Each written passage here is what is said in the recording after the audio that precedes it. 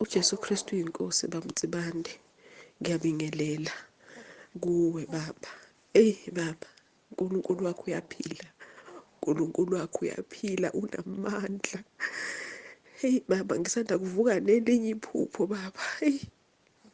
Alingiphathanga neze kahle. Baba, ngiyaphupha la. Ngiphupha ingathi usuku uNkulunkulu wami lokuthi uJesu abuye emhlabeni, lokuhlwithwa kwebandla.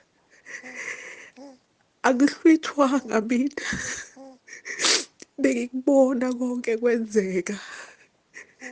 Ngiyamemeza, Nkosi Jesu ungangishiyi, Nkosi uJesu ungangishiyi, ungangishiyi. Ngasala lenyuka ibandla, ngalibuka ibandla likaNkulunkulu linyuka lihamba noJesu. Ngasala emva kwesikhashana kwehla incwadi.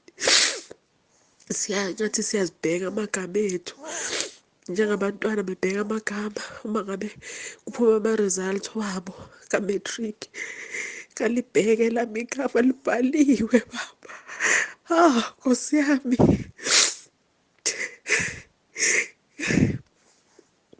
ngalowo mzuzu baba ngakhuleka umkhuleko wakho ngakhuleka umkhuleko uRoma 10 okwamukela uJesu. Ngawukhuleka baba, impela namanje ngisathuthumela ukuthi angibhale.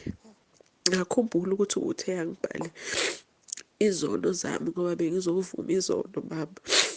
Enhlizweni yami ngibe nakho ukukhathala nokudangala ukuthi Nkosi yami, usuku lwami lwaze lwakude.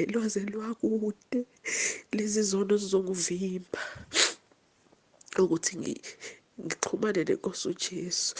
Ngigcine ngilibhala usuku, bengingakabhali phansi. Lokhu ubufakazi bokuthi Nkosi yami kufanele umuntu abhale phansi ukuze angavimbeki ngaleliya langa, ukuze akwazi ukungena ezulwini. Nkosi yami, ngiyathuthumela baba, ngiyathuthumela.